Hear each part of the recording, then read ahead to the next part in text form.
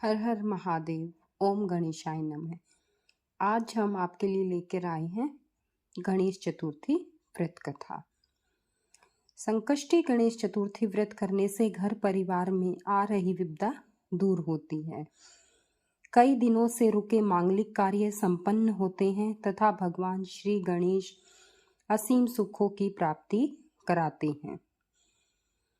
इस माह की किसी भी चतुर्थी के दिन भगवान श्री गणेश की पूजा के दौरान संकष्टी गणेश चतुर्थी व्रत की कथा को पढ़ना और सुनना आवश्यक होता है। इससे संबंधित 4 कथाएं प्रचलित हैं, तो आइए सुनते हैं ये पावन कथा। गणेश चतुर्थी की पहली कथा। पौराणिक एवं प्रचलित श्री गणेश कथा के अनुसार एक बार देवता कई विपदाओं में घिरे थे। तब वह मदद मांगने भगवान शिव के पास आए। उस समय शिव के पास कार्तिकेय तथा गणेश जी बैठे थे। देवताओं की बात सुनकर शिव जी ने कार्तिकेय व गणेश जी से पूछा कि तुम में से कौन देवताओं के कष्टों का निवारण कर सकता है। तब कार्तिकेय व गणेश जी दोनों ने ही स्वयं को इस कार्य के लिए सक्षम बताया। इस पर भगवान शिव ने दोनों की परीक्षा लेते हुए कहा कि तुम दोनों में से जो सबसे पहले पृथ्वी की परिक्रमा करके आएगा वही देवताओं की मदद करने जाएगा। भगवान शिव के मुख से यह वचन सुनते ही कार्तिकेय अपने वाहन मोर पर बैठकर पृथ्वी की परिक्रमा के लिए निकल गए। किंतु गणेश जी सोच में पड़ गए कि वह चूहे के ऊपर चढ़कर सारी पृथ्वी की परिक्रमा कैसे करेंगे, और अगर ऐसा किया तो इस कार्य में उन्हें बहुत ही समय लग जाएगा। तभी उन्हें एक उपाय सूझा। गणेश अपने स्थान से उठे और अपने माता पिता की 7 बार परिक्रमा करके वापस बैठ गए। परिक्रमा करके लौटने पर कार्तिकेय स्वयं को विजेता बताने लगे। किंतु तब शिवजी ने श्री गणेश से पृथ्वी की परिक्रमा ना करने का कारण पूछा। तब गणेश ने कहा, माता पिता के चरणों में ही समस्त लोक हैं। यह सुनकर भगवान शिव ने गणेश जी को देवताओं के संकट दूर करने की आज्ञा दी। इस प्रकार भगवान शिव ने गणेश जी को आशीर्वाद दिया कि चतुर्थी के दिन जो तुम्हारा पूजन करेगा और रात्रि में चंद्रमा को अर्घ देगा उसके तीनों ताप यानी दैहिक ताप, दैविक ताप और भौतिक ताप दूर होंगे। इस व्रत को करने से व्रतधारी के सभी तरह के दुख दूर होंगे और उसे जीवन के भौतिक सुखों की प्राप्ति होगी। चारों तरफ से मनुष्य की सुख समृद्धि बढ़ेगी, पुत्र आदि धन ऐश्वर्य की कमी नहीं रहेगी। गणेश चतुर्थी व्रत की दूसरी कथा। एक समय की बात है, राजा हरिश्चंद्र के राज्य में एक कुम्हार था। वह मिट्टी के बर्तन बनाता, लेकिन वे कच्चे रह जाते थे। एक पुजारी की सलाह पर उसने इस समस्या को दूर करने के लिए एक छोटे बालक को मिट्टी के बर्तनों के साथ आमा में डाल दिया। उस दिन संकष्टी चतुर्थी का दिन था। उस बच्चे की माँ अपने बेटे के लिए परेशान थी। उसने गणेश जी से बेटे की कुशलता की प्रार्थना की। दूसरे दिन जब कुम्हार ने सुबह उठकर देखा तो आवा में उसके बर्तन तो पक गए थे, लेकिन बच्चे का बाल भी बाका नहीं हुआ था। वह डर गया और राजा के दरबार में जाकर सारी घटना बताई। इसके बाद राजा ने उस बच्चे और उसकी माँ को बुलवाया, तो माँ ने सभी तरह के विघ्न हरने वाले और सभी कष्टों को दूर करने वाली संकष्टी चतुर्थी का वर्णन किया। इस घटना के बाद से महिलाएं संतान और परिवार के सौभाग्य के लिए सकट चौथ का व्रत करने लगी। तीसरी कथा। एक समय की बात है कि विष्णु भगवान का विवाह लक्ष्मी जी के साथ निश्चित हो गया। विवाह की तैयारी होने लगी। सभी देवताओं को निमंत्रण भेजे गए, किंतु गणेश जी को निमंत्रण नहीं दिया। कारण जो भी रहा हो, अब भगवान विष्णु की बारात जाने का समय आ गया। सभी देवता अपनी पत्नियों के साथ विवाह समारोह में आए। उन सब ने देखा कि गणेश जी कहीं दिखाई नहीं दे रहे हैं। तब वे आपस में चर्चा करने लगे कि क्या गणेश जी को नहीं न्योता दिया या स्वयं गणेश जी ही नहीं आए हैं। सभी को इस बात पर आश्चर्य होने लगा। तभी सबने विचार किया कि ऐसा किस कारण से हो सकता है। सभी आपस में इस विषय पर बात करने लगे कि गणेश जी के न आने की क्या वजह है। तभी सबने विचार किया कि विष्णु भगवान से ही इसका कारण पूछा जाए। विष्णु भगवान से पूछने पर उन्होंने कहा कि हमने गणेश जी के पिता भोलेनाथ महादेव को न्योता भेजा है। यदि गणेश जी अपने पिता के साथ आना चाहते तो आ जाते, अलग से न्योता देने की कोई आवश्यकता नहीं थी। दूसरी बात यह है कि उनको 1.25 मन मूंग, 1.25 मन चावल, 1.25 मन घी और 1.25 मन लड्डू का भोजन दिन भर में चाहिए। यदि गणेश जी नहीं आएंगे तो कोई बात नहीं, दूसरे के घर जाकर इतना सारा खाना पीना अच्छा भी नहीं लगता।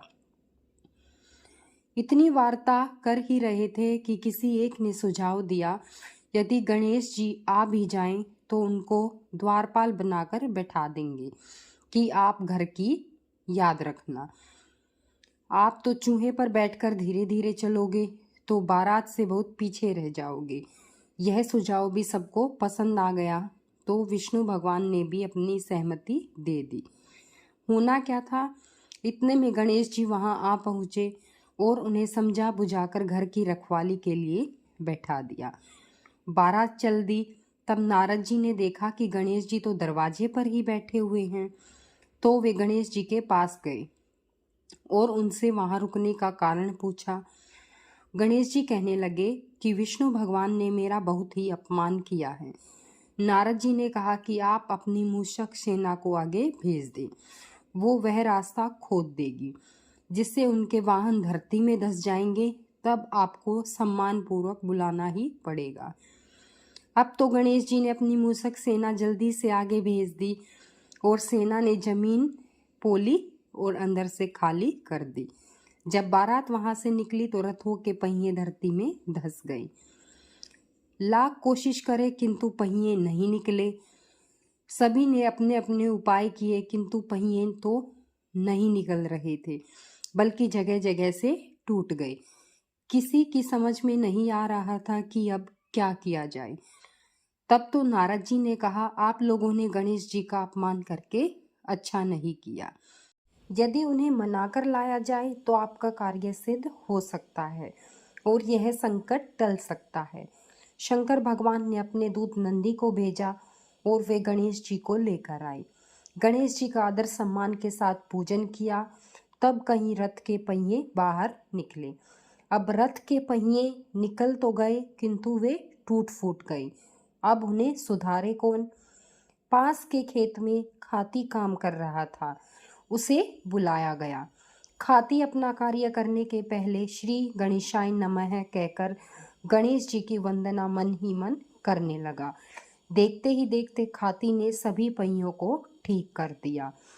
तब खाती कहने लगा कि हे देवताओं, आपने सर्वप्रथम गणेश जी को नहीं मनाया होगा और न ही उनकी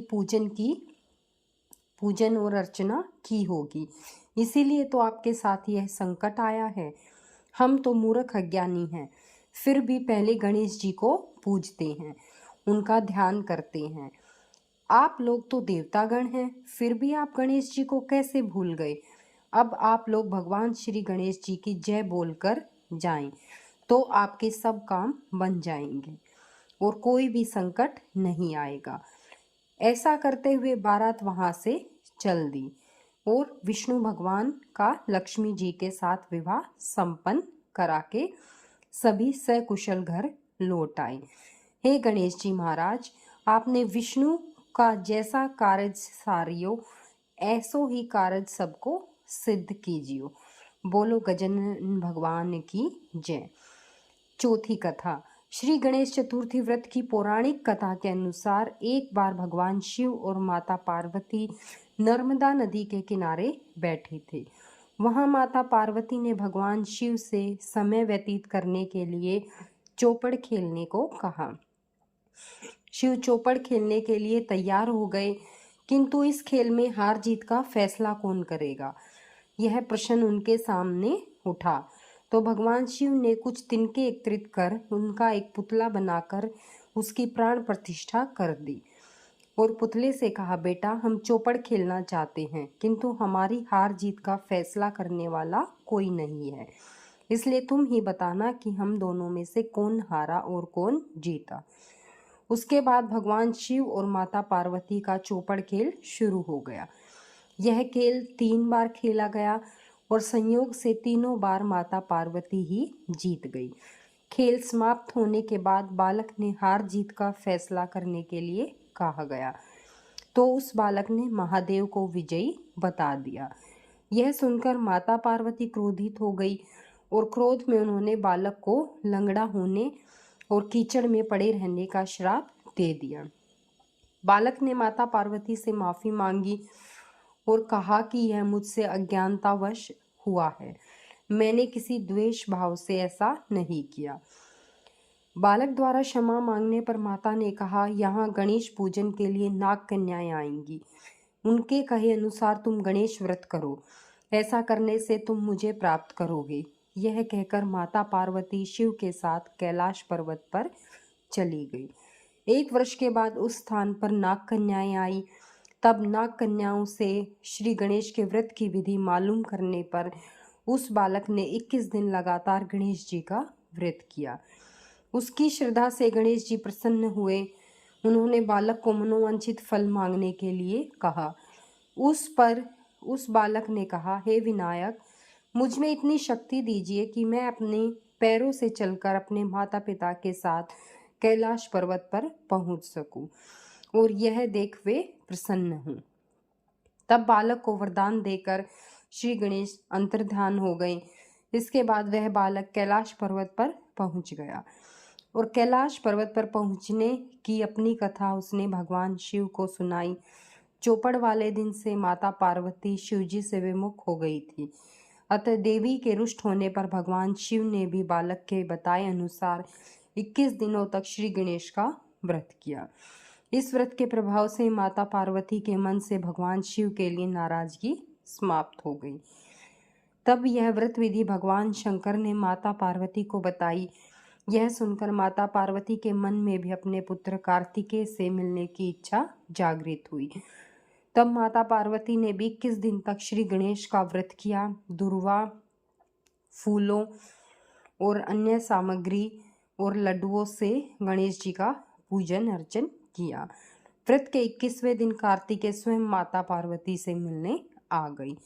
उस दिन से श्री गणेश चतुर्थी का यह व्रत समस्त मनोकामनाओं की पूर्ति करने वाला माना जाता है। इस व्रत को करने से मनुष्य के सारे कष्ट दूर होकर मनुष्य समस्त सुख सुविधाओं को प्राप्त करता है और इसीलिए श्री गणेश जी को विघ्नहर्ता के नाम से जाना जाता है। गणपति बप्पा मोरया, मंगल मूर्ति मोरया। ओम गणेशाय नमः।